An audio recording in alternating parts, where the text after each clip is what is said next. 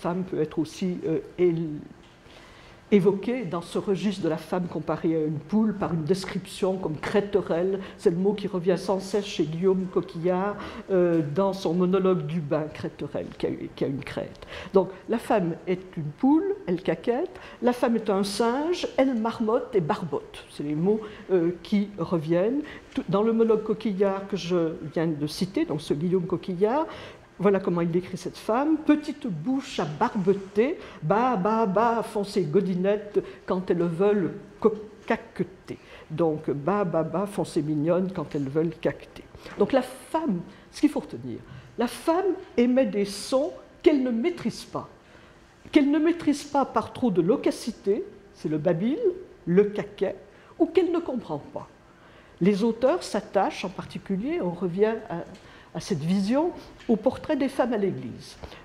Il les fait beau voir barboter en leurs heures et marmotter comme singesse et marmot ça désigne un singe, voire, en vérité, elles n'en savent pas deux mots les plusieurs. Ça, c'est Éloi d'Amerval dans son livre de la diablerie. La femme, même pour les plus misogynes des auteurs, parfois, n'émet plus de borborigme, donc c'est un cran en dessus, mais de purs sons sans sens, c'est la 4e catégorie d'Ammonius.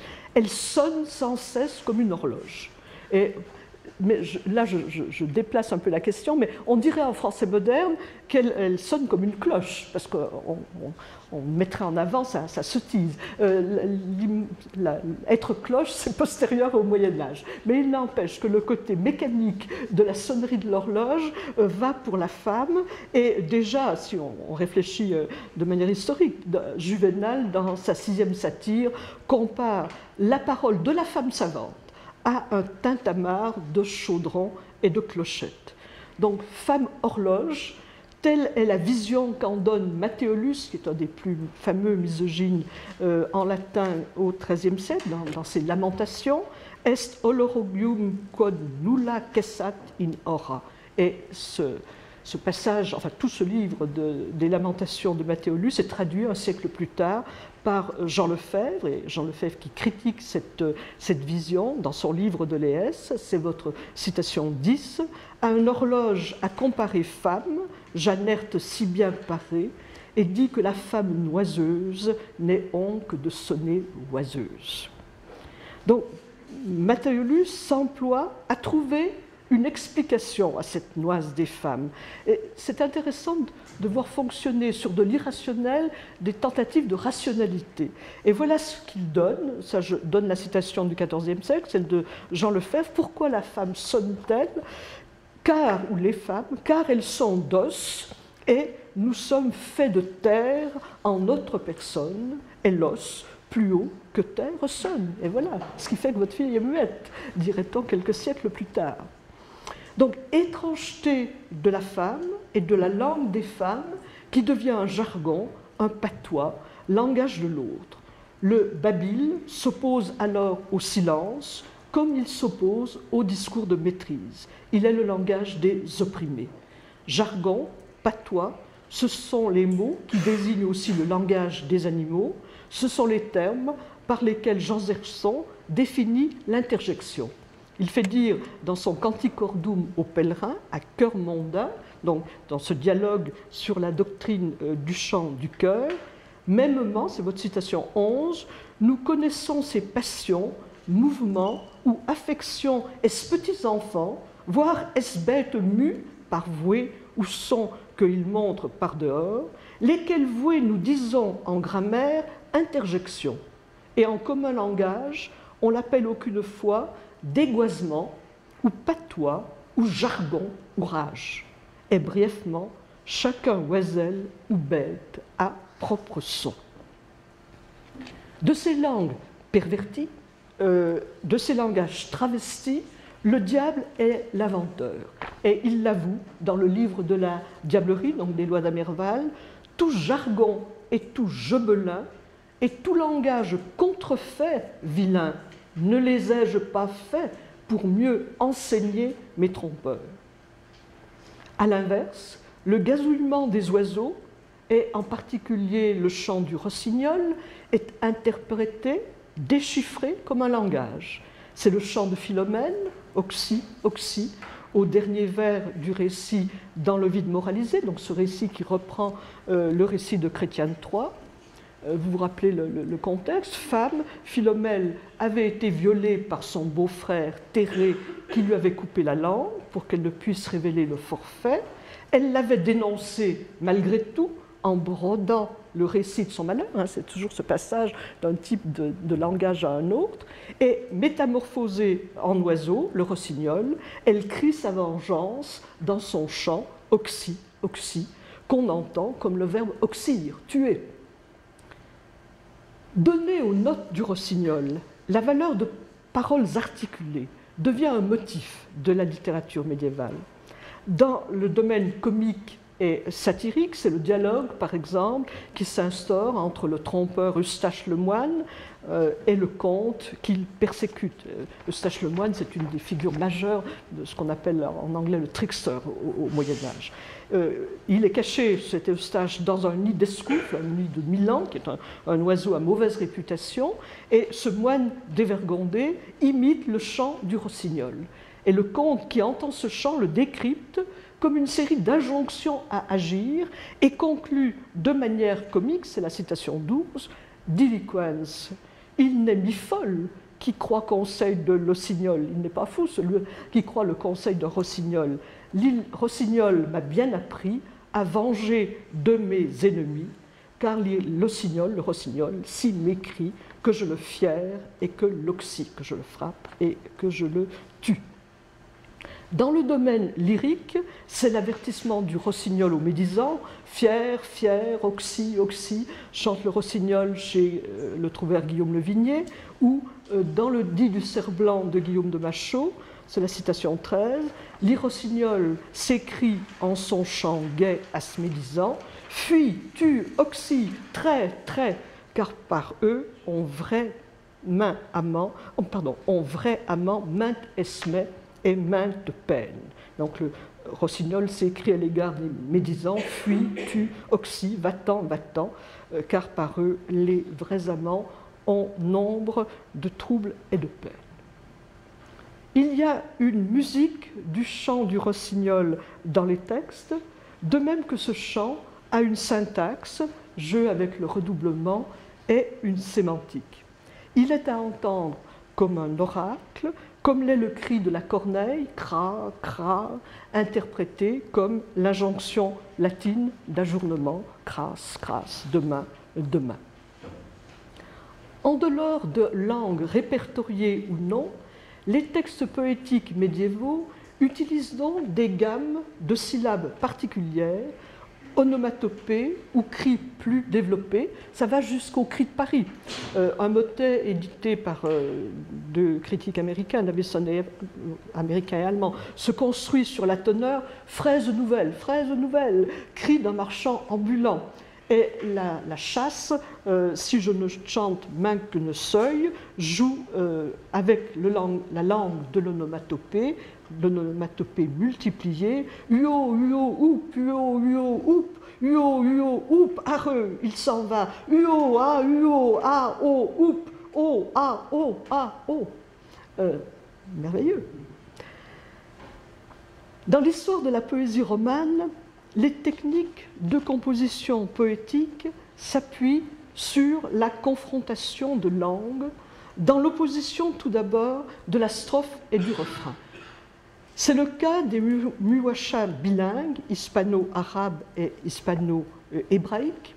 C'est la question du refrain dans une langue autre que celle du corps de la strophe, question qui se retrouve tout au long de l'histoire de la poésie lyrique, dans les refrains en onomatopée des pastourelles, refrain qu'avait analysé en son temps Gaston Paris, comme dans ce refrain donné comme du basque d'une chanson du XVe siècle dont l'incipit est une mousse de Biscaye. Et le refrain est soit, je ne sais pas comment on prononce, soit ordonna reca, ça n'a aucune importance d'ailleurs. Et en entendant ces mots, le galant s'écrie, c'est la citation 14, par mon serment, vessirage, Ce n'est français ne latin, parlez-moi autre langage, et laissez votre biscain. Les poèmes plurilingues, eux, ne refusent pas la langue autre, ils ne laissent pas le langage autre, mais ils le convoquent pour un effet de jouissance poétique et non de moquerie. Tel est le cas, hyper célèbre, très bien commenté d'un point de vue linguistique et philologique, du Descore de Rimbaud de Vaqueyras, Descore en 5 langues, occitan, italien, français, gascon et gallégo-portugais, chaque langue étant ensuite reprise dans la dernière strophe de divers, ce qui est assez intéressant.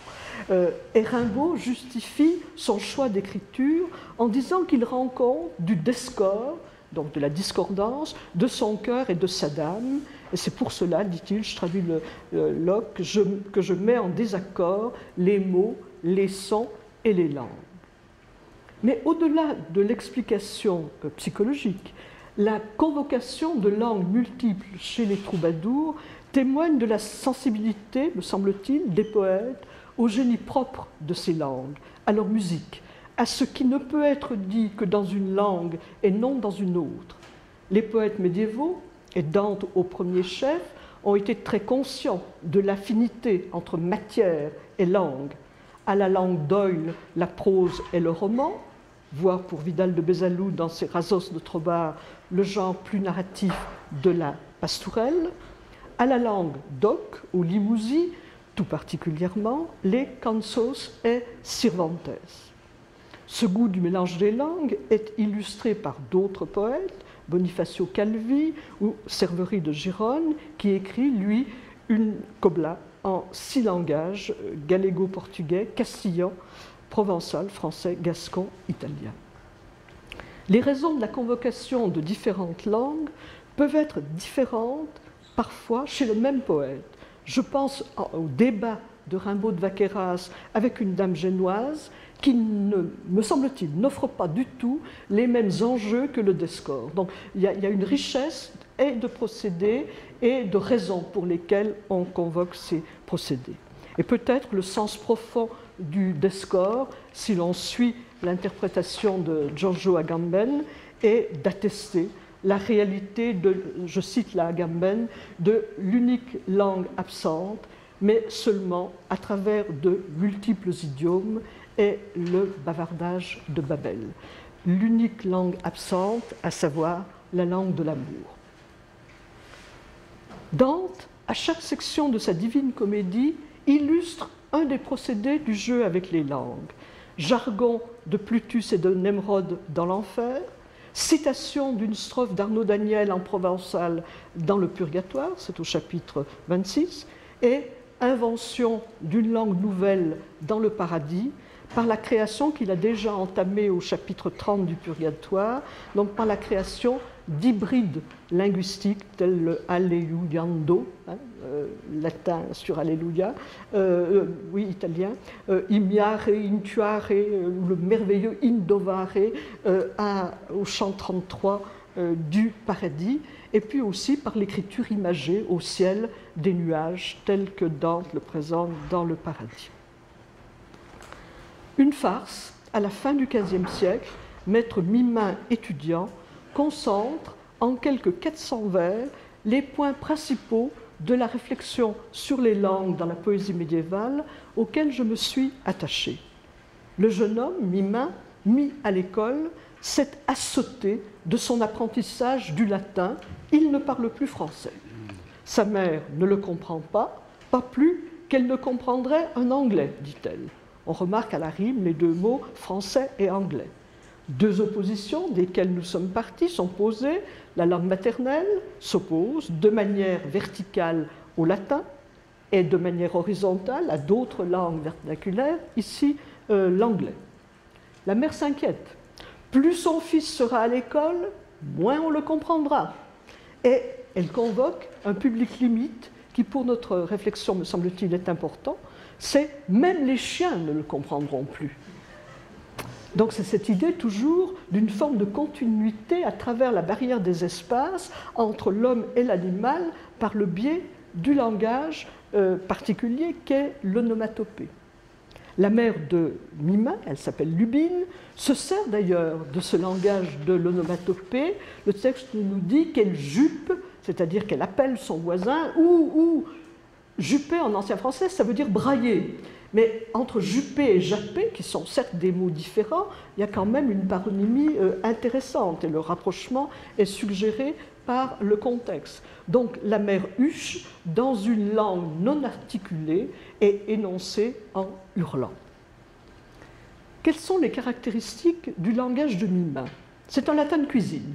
Mima répond à son maître « Franchouaison jamais parlaré, car ego oubliaverunt ». La terminaison en « on », franchaison, fait écho au mot « jargon » et dans un jeu semblable de la part du compositeur de la farce, le père de Mima, qui s'appelle Rollet, va maudire le laton de son fils, pas le latin, mais le laton. Et donc son fils est bien un maître à liboron, comme dit le texte. On a tous cette déclinaison sur cette sonorité. Quelle vision ont du latin les personnages? Aux yeux de son futur beau-père, il pourra servir à Mima à faire des incantations, des charmes. C'est toujours l'idée que la langue que l'on ne comprend pas est diabolique. Ce latin écorché sert surtout à Mima à parler de manière grotesque de sexualité. C'est la citation 15. Cuchaverant aneuchias, maître mimimus annuitus, sa fama tanto maritus, facere petit enfanchon. Utilisation amusée du latin que nous avons déjà rencontrée. Il faut donc réapprendre à Mima à parler français, et ce, à la manière dont on apprend aux oiseaux à parler, en le mettant en cage.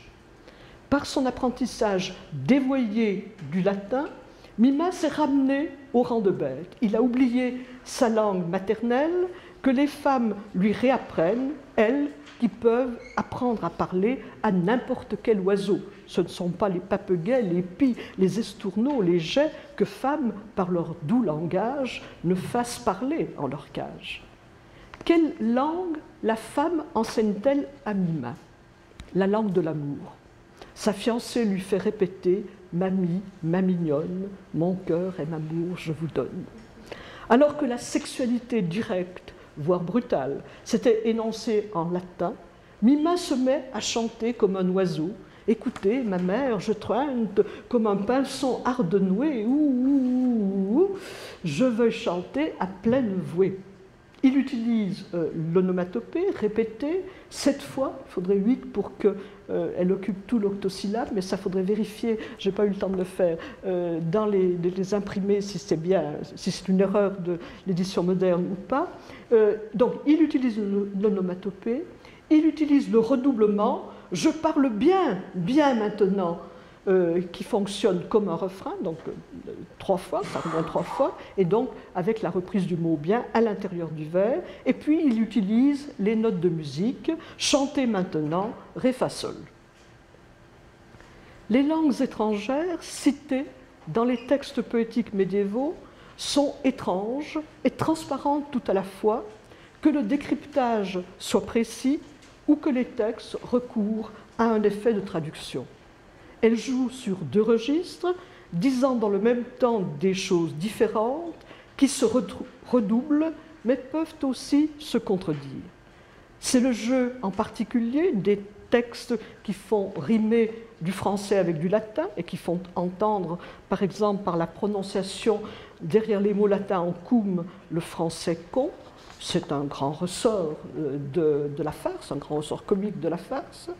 La surface de la langue, la surface apparente de la langue, est ridée par la langue qui s'entend en dessous. C'est ce que j'appellerais volontiers, mais je parle sous le contrôle de plus savants que moi, la technique du motet. L'étrangeté dans la langue du Moyen-Âge a plusieurs couleurs. Étrangeté de l'enfance, de l'infance au sens étymologique, celui qui ne parle pas encore, ou dans une langue balbutiante qu'évoque Saint Jérôme dans sa lettre à Salvina, et dont le charme précisément est dans l'hésitation. Enfance des origines, avec la réflexion sur Babel, enfance recréée par l'invention des langues onomatopéiques, d'un alphabet élémentaire de syllabes et de sons, bas, bu, qui décompose la langue d'origine et la fait bégayer. Les poètes sont à la recherche de la racine de la langue, la Reis, que Père Raymond de Tolosa se vante de trouver, selon Hugues de Saint-Cirque, dans les monosyllabes aux sonorités étranges dont il use dans ses poésies, Brax, Flox, Pex. Le plurilinguisme flamboyant de Patelin, dans la farce d'un Patelin qui, dans son désir joué, parle successivement limousin, picard, flamand, normand, breton, lorrain et latin, se résout dans la syllabe unique du berger, dans l'onomatopée B, qui fait du rusé un sot et du sot un rusé. La syllabe primitive réduit à néant la luxuriance des idiomes et leur pouvoir captateur. La poésie ramène à l'unique. Je vous remercie.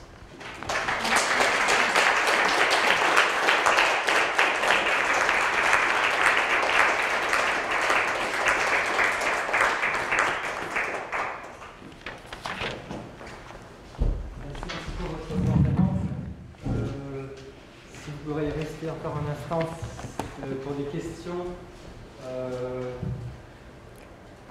Voilà, je vous invite à poser des questions si vous souhaitez, si vous en avez. Oui, Hugo. Alors, il y a un cas dont je ne sais pas s'il entre tout à fait dans cette perspective. C'est le cas de, par exemple, des enfants qui parle dans quelque chose qui n'a pas l'air d'être la bonne langue en faisant ce qu'on appelait, quand j'étais enfant, le javanais. Or, il y a un exemple chez les Bouvados de Sévéry de Gironde qui a fait un texte qu'on n'arrivait pas à déchiffrer jusqu'à ce qu'on se rende compte que c'était du javanais, le Tuflumus laflama de Sévéry de Gironde. Est-ce que c'est quoi ça? Oui, je n'ai pas traité de la langue des enfants, mais elle est sous-jacente à mon propos. Il me semble que ça rentre dans ma perspective. J'ai essayé de dresser une échelle des différentes langues inventées, et la langue des enfants et le javanais jouent sur ce redoublement de syllabes et sur ce jeu avec la décomposition d'un mot qui peut exister, mais dont on va isoler une syllabe qu'on va redoubler. Et ce qui m'intéresse dans le langage des enfants tel qu'il est, Dante aussi cite quelques exemples, maman, papa, c'est ce redoublement, c'est cette sorte de bégaiement de la langue des enfants qui me paraît être un bégaiement poétique. Cette hésitation dans la langue qui fait que par le fait qu'on cherche ces mots, on réfléchit, on les trouve, on met du blanc dans le langage. Et se mettre du blanc dans le langage, à la fois ça peut être vécu comme un défaut dans la langue balbutiante des enfants, ça peut être cité comme un procédé comique. Dans le javanais, c'est un poète que vous citez dans votre anthologie, mais je n'ai plus bien en tête, je ne sais plus si l'effet est comique ou pas. Et puis ça peut être, je dirais, un procédé poétique. Oui, hein, c'est pas comique, oui.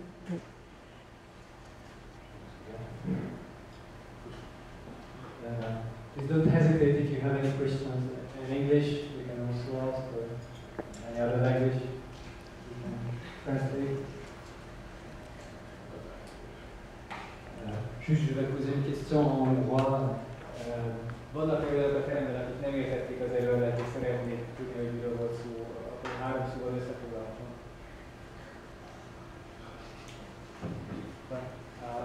Magyarul. Peut-être je fais un tout petit résumé avec quelques étudiants en 2-3 mots de ce que vous avez dit.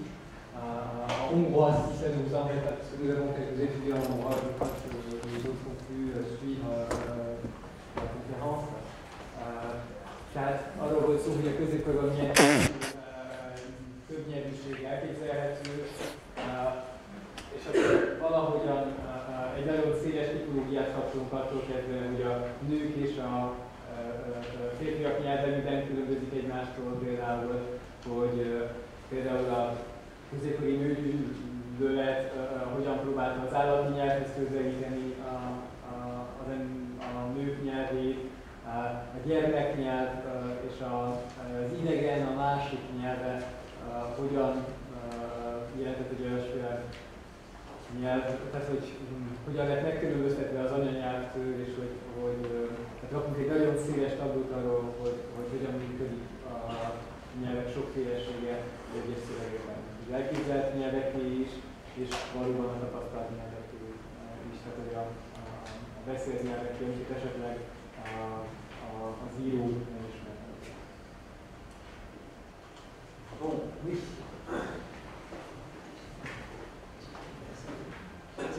Est-ce que le fait qu'il n'y avait pas encore à cette époque des grammaires et la plupart de ces langues romaines, est-ce que ça a pu jouer dans cette facilité qu'on trouve parfois au Moyen-Âge pour mélanger les langues? Est-ce que là, comme on dit, est-ce que les différences entre les langues étaient aussi nettement perçues qu'aujourd'hui?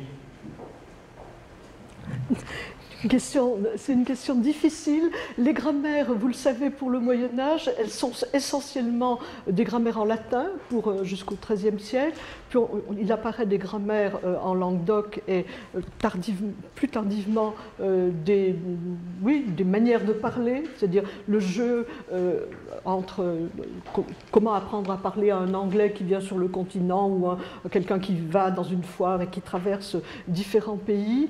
Je ne crois pas que ce soit tellement les grammaires qui jouent là-dedans que le contact forcé qu'ont eu les médiévaux. On a pendant trop longtemps dit que les gens du Moyen-Âge étaient immobiles, mais en fait ils font bouger. Et ils bougent pour justement cette question des foires, les commerçants, ils traversent des tas de pays et de langues différentes, et ils bougent aussi à cause des guerres, que ce soit les guerres contre les Sarrasins, enfin les guerres qui les emmènent en Orient, ou que ce soit, j'ai pris beaucoup d'exemples parce que je suis plus spécialiste de ça, de la fin du Moyen-Âge, la guerre franco-anglaise. Le contact avec l'anglais à ce moment-là est très, très fort. Donc, et puis, il y avait ce contact même à l'intérieur de la langue d'Oïl, enfin, je ne sais pas comment il faut le parler, des dialectes, des parlers régionaux. Et donc, il y a sans doute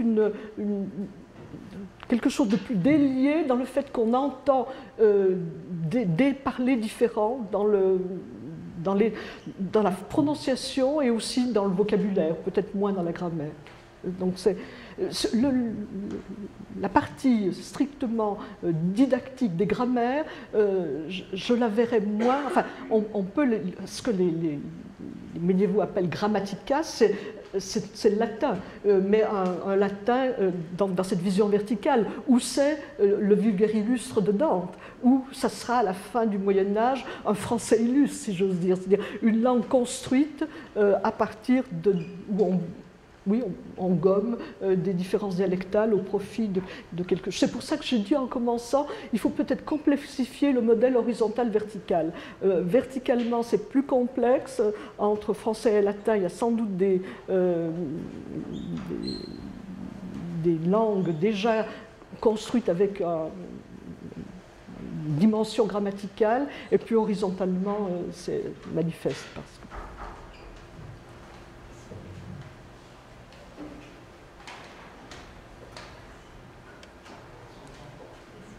Est-ce que le terme de rage, qui se trouve dans les citations 11 et 14, et qu'on trouve aussi chez Guillaume de Machaut, a des connotations particulières? Je crois qu'il est ici, dans la citation 14, associé au basque, alors que dans la citation 11, c'est quasiment un synonyme de jargon. J'étais intéressée par ce terme dans cette connotation. Je ne sais pas s'il est spécifique à des contextes plutôt péjoratifs ou faisant intervenir la subjectivité de celui qui écoute. Oui, c'est effectivement dans la dimension de la subjectivité de celui qui écoute et qui indexe ce qu'il ne comprend pas comme une forme de folie. C'est ce rage au sens de déraisonnable. Et ce que je ne comprends pas, c'est déraisonnable.